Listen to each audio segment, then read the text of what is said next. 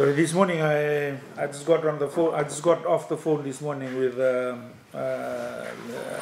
handoff negotiation team.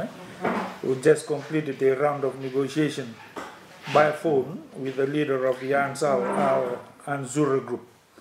This is an offshoot of Al Qaeda, the group that is now responsible for holding Fijian troops. They confirmed that our men are safe and they are all well. The CEO and the negotiation team is now unsure of where the location of our troops are.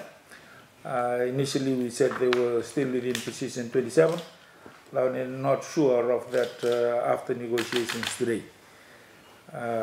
According to the leader of the Ansar al-Ansur group, they have been moved to a location out of the bombardment range of any security forces, or the Syrian security forces.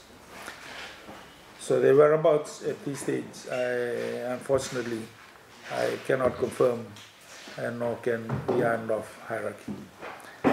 The remaining troops for the Fijian contingent remain on high alert, and they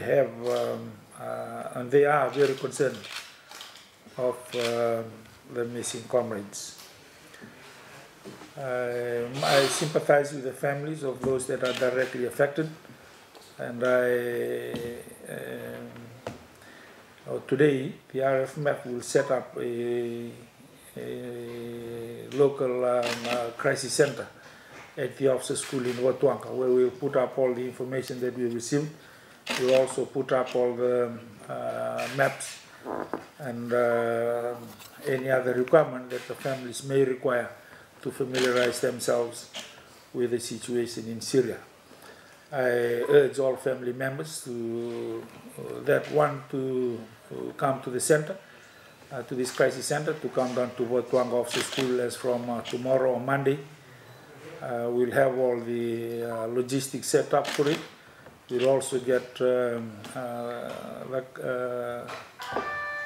some counseling, psychologists, counselors to come and sit in and provide some materials that can help the families that are directly affected.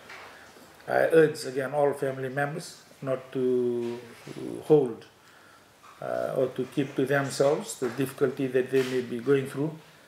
We have set up specifically this crisis management center to help the family members better understand the situation and also to deal with the difficulty that they may be facing in the uncertainty of their loved ones.